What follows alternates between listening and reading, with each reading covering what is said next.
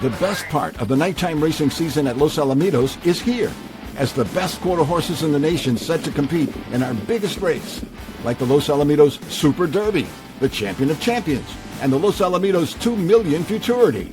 Plus, the best bets in night racing continue, like our early and late pick fours, always with the best pools at night. And of course, our Pick 6 promos on Sunday nights. The best part of the year is here at Los Alamitos. And welcome everyone to the Los Alamitos preview show on a big weekend of racing here at Los Alamitos. We're going to have 3 stakes races over the weekend. And of course, the big one is the Los Alamitos Super Derby on Sunday night. I'd like to welcome the panel back to talk about some quarter horse racing action. Chris Wade, George Duarte, and Michael Wrona all ready to talk about the Super Derby. And how about we just start about this with the Super Derby right away. I'll bring up the past performances for this big race. And there's the horses there. We'll go ahead and I'll go through them real quick and then get each of your panels overall thoughts on the field. Fire Tools 1, 2, 3, the big long shot, 50-1. Lethal Cowboy 1, 2, 3 is looking to go a perfect 7 for 7 in here at Los Al. Racy favorite at 30-1. Norco also at 30-1. I think both of those horses could be big surprise runners in the Super Derby. There's Curl Happy Wagon, fastest qualifier Hott Temptation, FDD Dreams, the All-American Derby winner Out of Sight, a trial winner, Show and Tell Cartel, and Devil's Tower, another trial winner. So let's start with George Duarte. George, overall thoughts here on the on this field. I think it's between the top 3 favorites. They ran huge in the trials, and I think that's who you have to pick when it comes to the top. I'm gonna stick with who I liked prior to the trials and who I hyped up prior, which was the 7 FDD Dreams. That race that he lost to Hott Temptation, where she ran him down, was eerily similar to the one he lost in the All-American Derby against KJ Born to Be Wild. He looked like the winner and got cut at the end, and then came back in the final to win, I thought, rather convincingly. I think that's similar. I think it's going to happen Sunday night. The only thing that gave me a little pause is his draw. He drew in between 2 of the other quickest breakers in the field, but he is quick too, so it shouldn't be that much of a problem. It's just that's the only concern I have for him. I respect Lethal Cowboy 1, 2, 3, and I thought he drew well, away from all the quick breakers. With Edwin, he's broken on top almost every time. Edwin fits him really well, and I expect him to run big. I just think FDD Dreams is just a little bit better. Michael, your thoughts with the field? G'day, fellas. At the odds, I would play Devil's Tower out of post position 10. The faster qualification performances by the horses George mentioned certainly are noted, but just let me play devil's advocate for a moment. If you look at the start prior to the trials for each of the 10 finalists, the 3 coming off the longest layoffs were numbers 8, 9, and 10. Show and Tell Cartel number 9 clearly being the longest of them, hadn't run since winning the El Primero del Año Derby in March. That horse had 2 workouts, including a 350-yard gate drill. Ran really well for Elena. Out of Sight and Devil's Tower, the 8 and 10, hadn't run since the same day of trials at Albuquerque in early August. Out of Sight came into his trial with a 220 gate work. Devil's Tower came into his trial with only a 220 turn and work. So I just put it to you that there has to be some scope for improvement condition-wise. I think Juan Alaman might have left something for Devil's Tower to build on out of that trial, which was a nice performance. He hit the line well. I know his time wasn't blindingly fast, but this is his 12th career start. And it'll be only the fourth time he has broken from the outside half of the starting gate. He did finish third in the Edberg Million Futurity from the outside post. He also won a trial from gate 7 of 8 to the Los Al 2 Million Futurity, in which he finished third, beaten a half length by Lethal Cowboy to end his juvenile season. The only other time he's had a wide draw, he was wiped out at the start in his seasonal debut in a trial at Ruidoso. So for all of those reasons, and 10-1 on the morning line, I think he's worth playing. I know he can be a little wayward, but if he can be kept on a straight path, I think he might be an overlay. And by the way, how great to see Martin Arriaga named to ride Devil's Tower. He's also listed for a ride on Saturday night because there were genuine concerns that he might have broken his leg in that starting gate incident last weekend. But he's bounced back. He's listed to ride this weekend, which is really encouraging. Very happy for Martin. Yeah, that's definitely true, Michael. Great to see Martin Arriaga after the horse on a late race on Sunday night. Got very fractious in the gate, and Martin Arriaga going down. They had to take him to for some observation really quickly. At first, like you mentioned, there was fear that he had broken his leg, but fortunately, that was not the case. Chris, your thoughts? Well, like I said, I think it's the top three contenders, the morning line. Lethal Cowboy 1, 2, 3. What a Los Alamitos equine purchase with $150,000 purchase. He's made over $1 million plus, and loves Los Alamitos. He's 5 for 5 with Edwin Escobedo on him, and won his trial rather handily, and won the Deuce of last season, and ran well in the Golden State Futurity as well. So he loves Los Alamitos. The rider does very well once together, and was very impressive in his trials. A very, very short price. So he's definitely got a big look at the outcome. They're, of course, out of sight, another Los Al lover.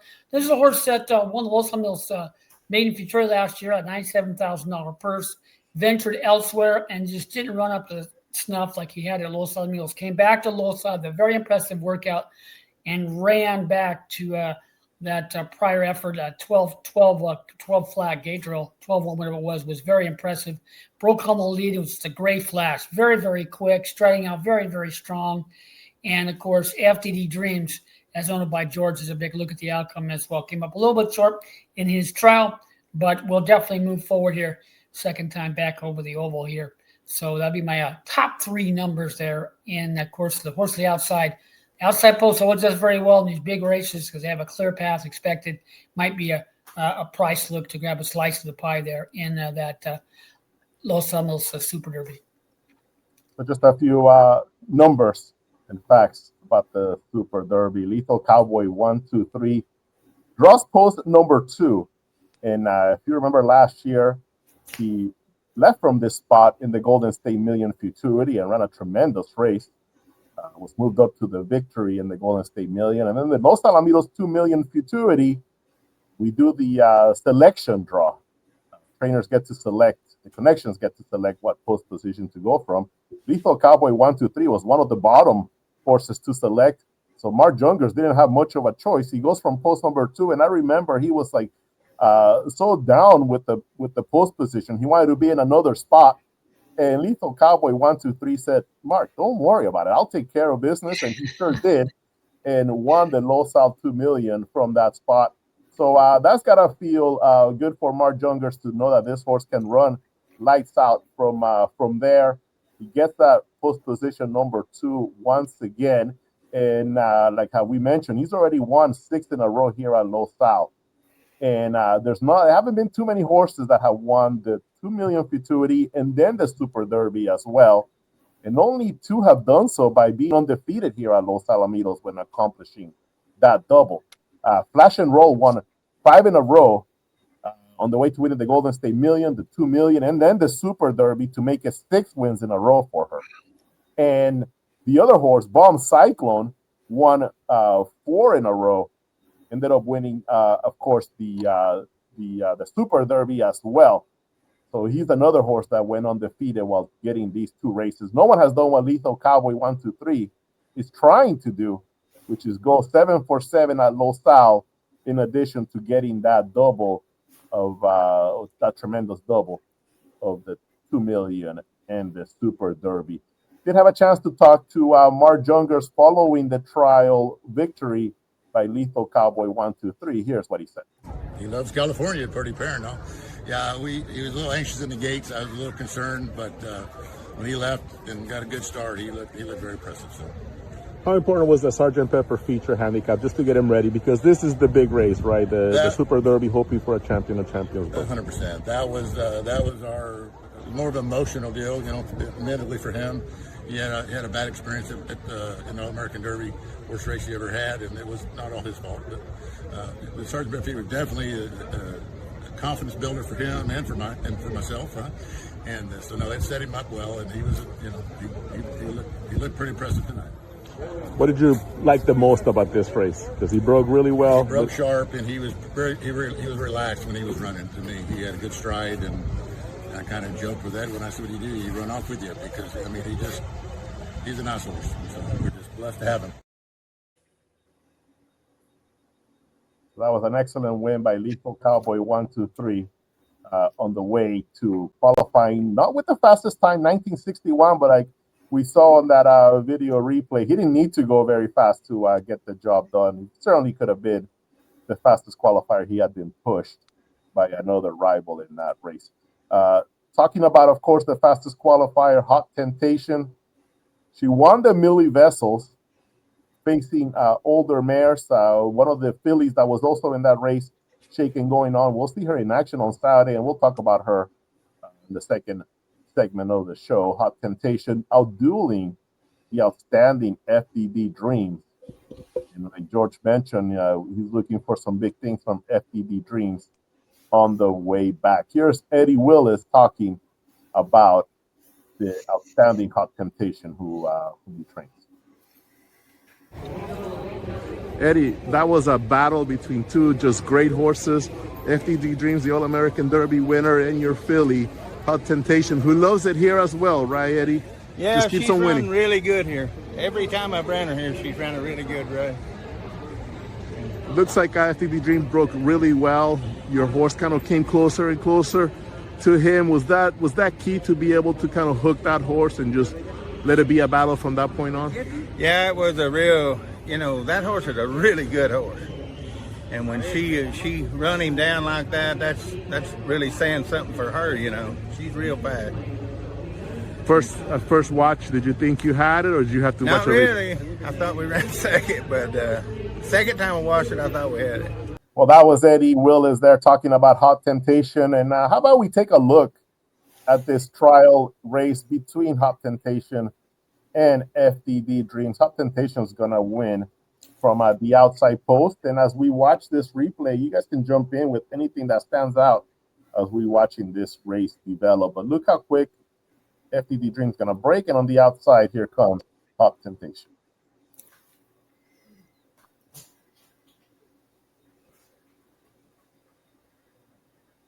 You can see there FDD Dreams going to go from post number 4.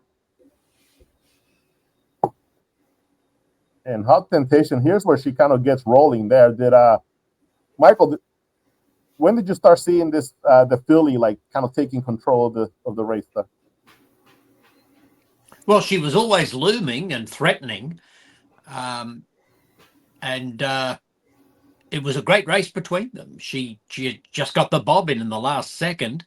I was like Eddie. I thought the other horse might have just lasted, but the filly did great. Coming off that Millie Vessels win, and just looking further ahead on the calendar to the Z. Wayne Griffin Directors Trials next week. I suppose horses who will be entering for that, the connections will be hoping the Hott Temptation wins the Super Derby, because she's already qualified through the Millie Vessels win for the Champion of Champions. It would open up yet another spot through the Directors Trials next week. We already have a couple of double qualifiers, don't we? Yeah, we do. Actually, FDD Dreams wins this race, it would be the same deal, because he won the All-American. Oh, yes. As well. Yes, so, good point. A horse like Impressum or Jericho, even Mark Jungers and Shaker's No Secret, you're hoping that either you get it if in the case of Mark Jungers with Lethal Cowboy 1, 2, 3, or you're hoping that one of these horses wins to open up an extra spot in the trial, which will be held next weekend here at Los Alamitos. Chris, from watching this race, what did you like? Oh, what can you say? That both broke very well and finished very well. I thought the 4 held on by a scant nose, but on the rebob, the bigger body runner to the outside, Hott Temptation, got that bob on the wire, and you can say both of them have big looks in the finale. This is a great race, $1 million purse, and you got 5 or 6 horses, 4 or 5 horses that have legitimate looks there in that 10th race. Okay, so I'm gonna put each of you on the spot just to pick once again your winner of the Super Derby. George? I have FDD Dreams on top to crown himself top 3-year-old. Michael? Number 10 at 10 to 1. Chris? Lethal Cowboy 1, 2, 3, gonna make it 8 in a row.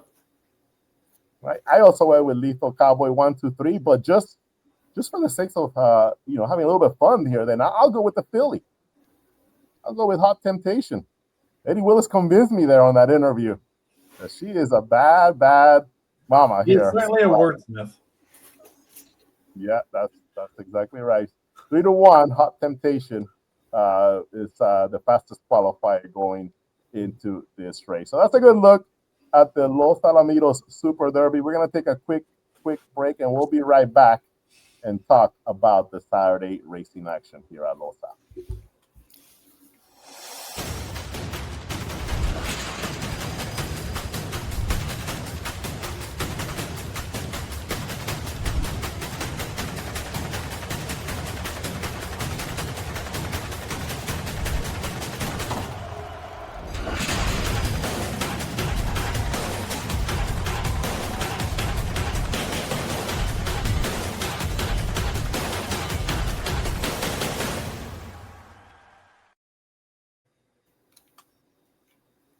And we are back here. Let's talk about the Saturday night card. By the way, we have some a little bit earlier post times than usual this Saturday and Sunday. On Saturday, we'll start at 5:45 p.m. for the 9-race program, and on Sunday, 5:05 p.m. for the 10-race program. So I can't remember the last time on a Saturday we started at 5. So. Yeah, usually it's at 6 p.m. It's pretty early on a Saturday, but we'll be seeing some horses from Los Al on the track before that 6 p.m. hour here on Saturday night. So all 3 of you have your horses to click for this weekend. They're all in on Saturday night. So we'll start with race number 5. I believe that's the first race that one of you selected. It's 4. No, chronologically it would be race 4. Okay, so let me do that again. So let's go ahead and start looking at the Saturday program. All 3 of you went with selections for Saturday, beginning with race number 4, which happens to be our early stakes race of the night. That's the Town Policy Stakes for 3-year-olds. And here's the field. Clarit's Boy at 5 to 1. He's actually my one of my top selections in this race. Number 2, Give Me a Reason at 8 to 1. 4, Streaking Eagle, one of the long shots, nationalists. Earlier this year, he took on the older horses in the Spencer Childers Automatic. Ran in the All-American Invitational. Then ran here in the trial to the Super Derby. Cowboy Bolt at 6 to 1. Fiery Eagle, who competed in the Texas Classic Futurity last year, already a winner here at Los Al this year. And Astronomical 1, 2, 3, who just on form, he's probably been the most consistent here at Los Al. Michael, you have a selection in this race. Who are you going with, Michael? Well, my Super Derby pick was number 10 at 10 to 1, and as coincidence would have it, my pick for this race is number 6 at 6 to 1. The saddle cloths again matching the morning line odds. Cowboy Bolt is my horse, and I'm a bit keen here. I just like the fact that he's finally coming back after only a few weeks off, because he's been very sporadically raced so far across his 3-year-old season. He probably has had a couple of issues after a really solid 2-year-old campaign, culminating in qualification to the 2 million futurity. But it's been a bit patchy, bit spotty so far this year for the horse. Gap from December to March, then from March to August. And then in that August race, that's the one that I made a note of, Orlando, because he broke through the gate. If we have that replay rather than the most recent race, I would just like to point out his gallop out. Yeah, you can see him going into the gate reloading, and the reason for him being the last in is that he had broken through the gate prior to the start, and he had to be led around and reloaded. So he only finishes 5th of 7 here from gate number 2 in the Sergeant Pepper feature. He's over on the inside, ends up being beaten a couple of lengths, but just keep rolling this all the way around the turn. That's him along the inside in the gallop out. I was just supremely impressed that the horse produced a gallop out like this all the way to the back stretch after having broken through when it was his first race between early March and late August. And it was 350 yards. He just couldn't sprint with them and produce the goods from gate to wire. But I thought that gallop out was really noteworthy. And then he came back after another 8 weeks or so into a trial for the Super Derby. And that was a pretty good effort. If we go back to the PPs, on October 19, he was in the trial won by Devil's Tower. And he had a mild trouble at the start. He stuck to his guns gamely to finish 4th, beaten only a length by Devil's Tower. And Astronomical 1, 2, 3. So the reasons I like him are the fact that he obviously has come out of that race well and is pleasing Lindolfo to be on the 3-week turnaround. For the first time all year, we see him coming back in just a few weeks. And so he's basically 3rd race off a layoff. And I think there's a lot of upside. He's a horse I think is good value at 6 to 1.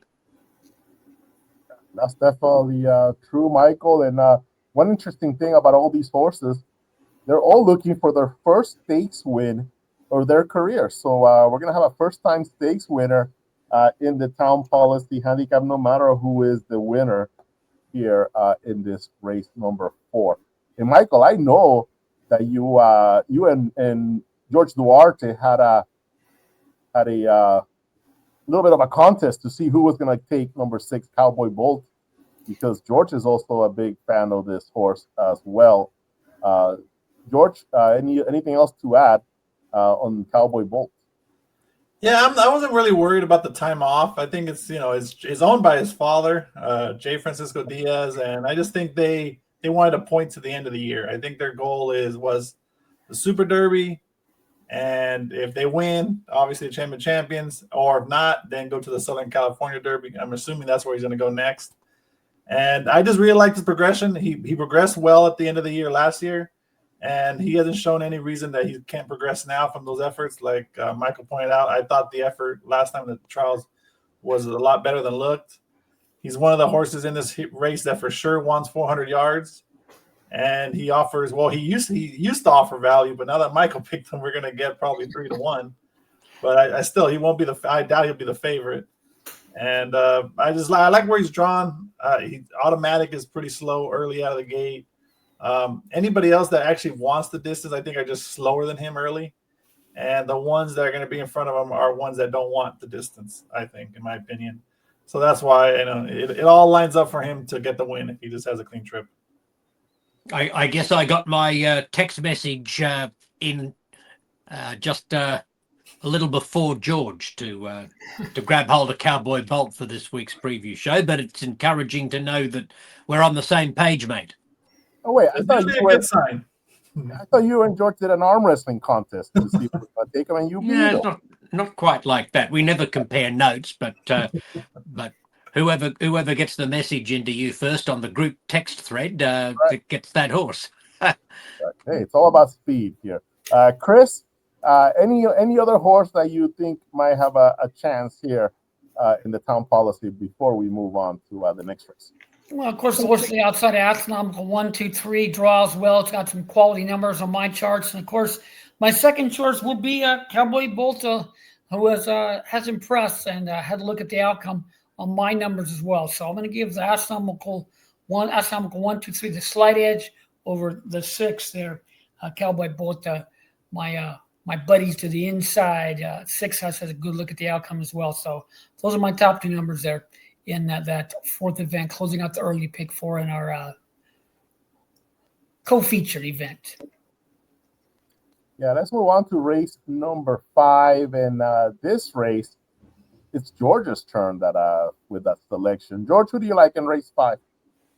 I ended up going to the 9 Cyber Star.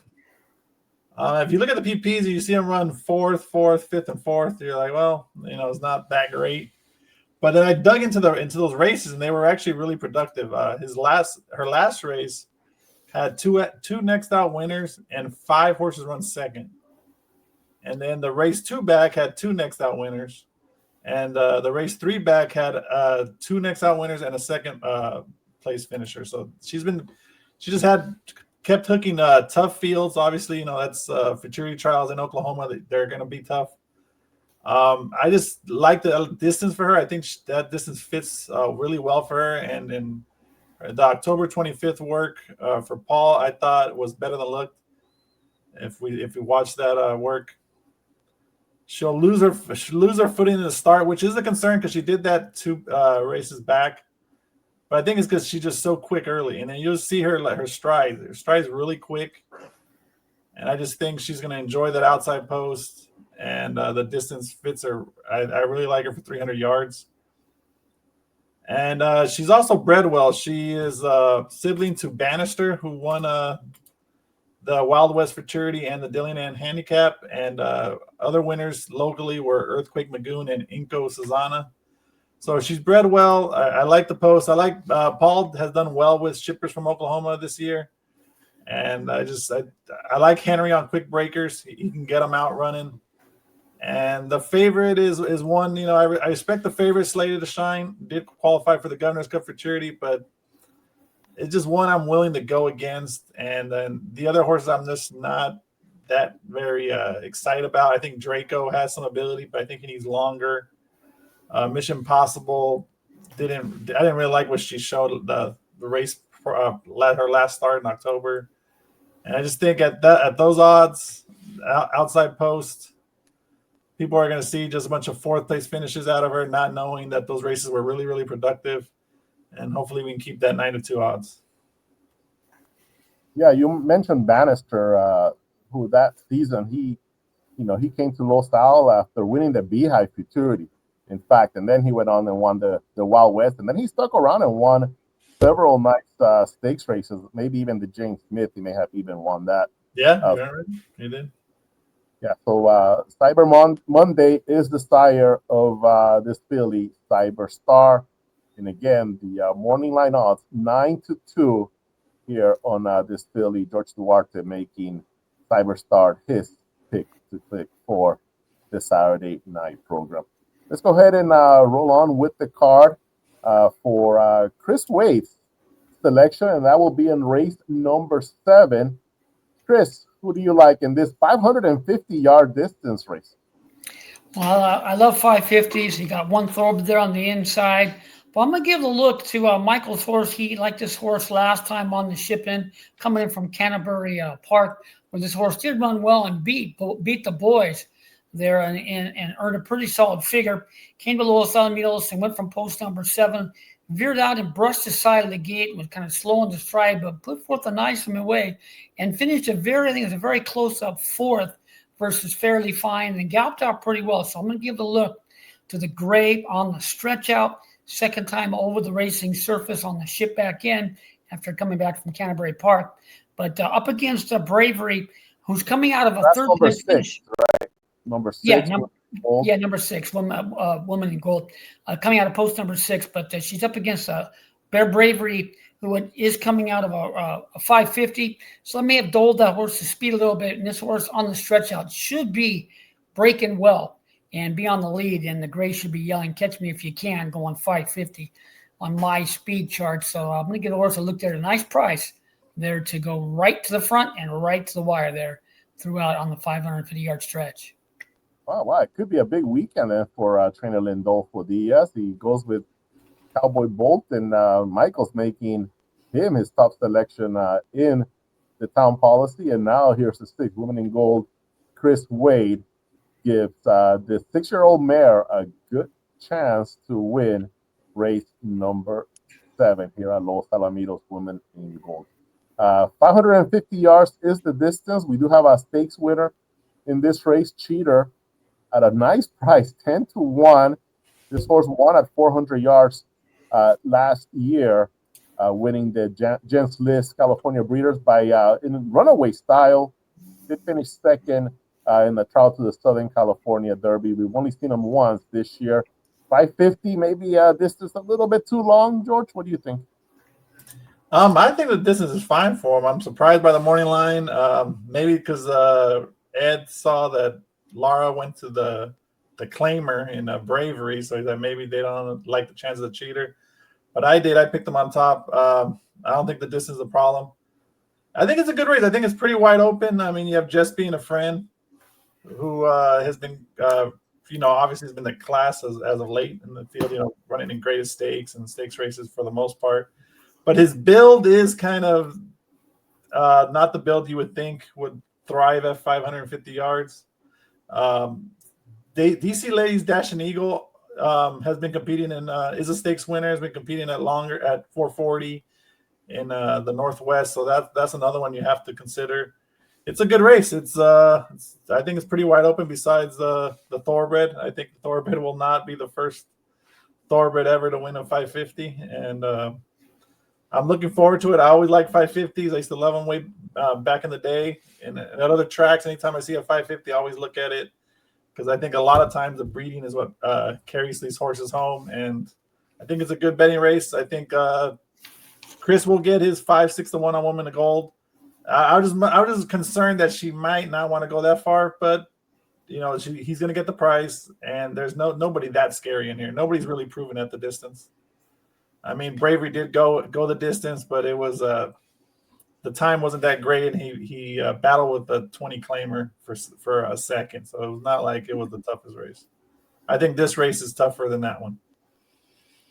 There's Chris Wade's selection, race number 7, number 6, Woman in Gold. And Chris, Valgo Racing Team, do you remember the gray filly that they owned, that they campaigned, and was a standout? It's been a while. Nope, can't remember. Laja Conde? Well, that's another real nice name. Matabari. Who and this weekend, she is one of the few to win the 2 million and the Super Derby. And then even came back as an older horse and won a Grade 1 stakes race. Yeah, and a sibling to this one. Right? Yeah, that's what I thought too. The Hold Me Now might be the mother of. Yes. Is that a full sibling? Yes. Yeah, so that's Matabari. So that's when you mentioned the word gray, Chris, it reminded me right away of Matabari, who was just a striking gray filly, just a super standout. She wasn't an undefeated runner when she won the 2 million. She put her time in running in a lot of different races, but she just got better and better the older she got. She got the job done for Jose Flores and Valgo Racing Team in the 2 million futurity. So yeah, I liked her in the Winter Championship at 15-1. I remember won, right? My friend was Santiago Mendez's agent, and I told him, "You're gonna win tonight," and he's like, "Are you sure?" And it was 15-1, and then got it home. Yeah, she was a super mare Matabari. Moving on to the late feature on Saturday night, the Just an Old Love Handicap. And this is a really, really good race. I'll go through the field. Brown Cat for Xavier Rodriguez running the Lobo Derby at Albuquerque. Shaken going on, the big favorite at 8-5 for trainer Eddie Willis. Competent. We've seen this filly in some really nice races throughout her career. Quick She Is has finished second 4 times, has won twice.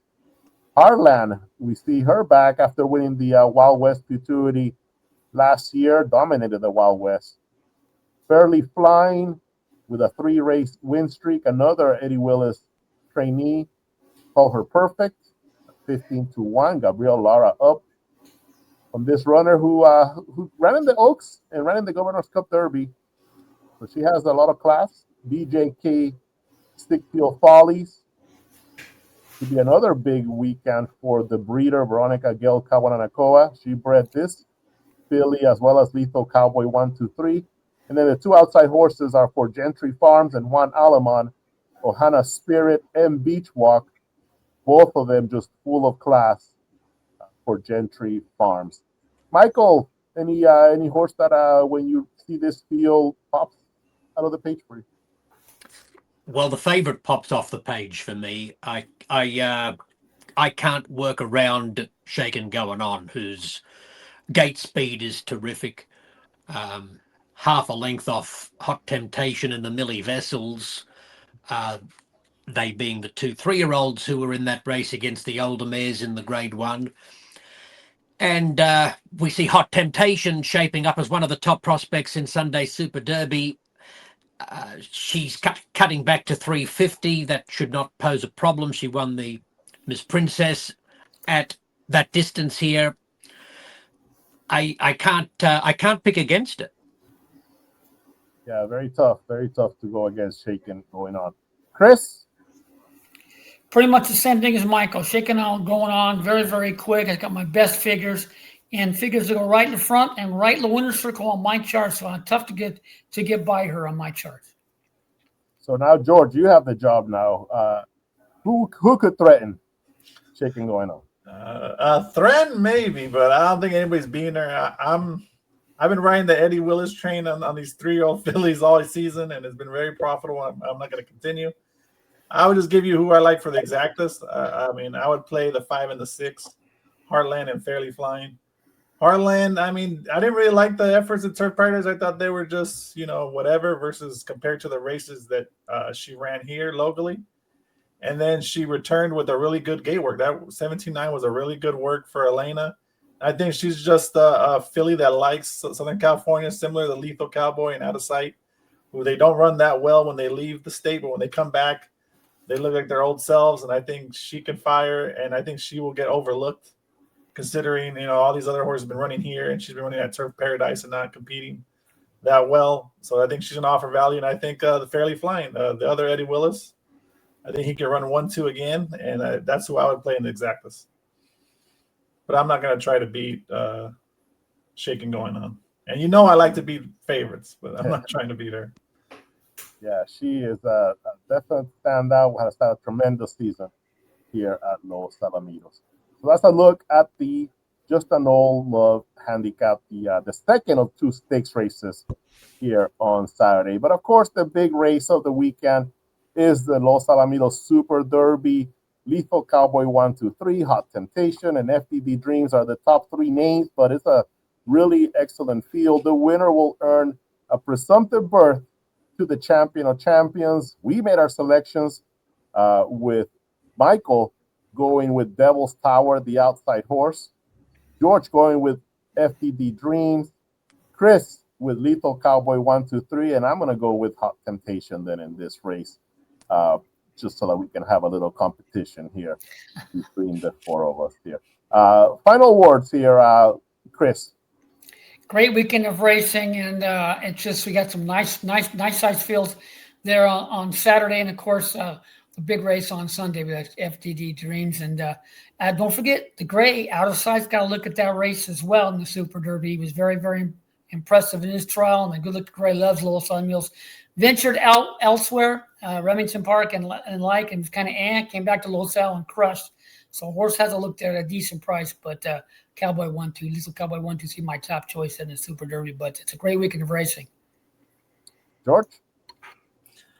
Saturday's card is really, really good. I think offers a lot of value. If one of our selection wins, you should turn a profit for the night. If 2 win, you should be dancing, and if 3 win, we're going to Ruth's Chris. So I'm looking forward to that card. I'm disappointed my pick is not in the picks, but I can play the pick 6. You know, I could play him in that. I play her in that, but I wish she was in the pick 4s because I really like Cowboy Boat as a single, and that 550 is going to offer value. I think because Bravery would be a favorite I'm going against, and then you got Shaking going on as a single in the end. Michael? Obviously, the Super Derby Sunday is the marquee event of the weekend, but great to see Saturday's pick 6 bookended by a pair of stakes races. Yeah, definitely. That's going to be fun.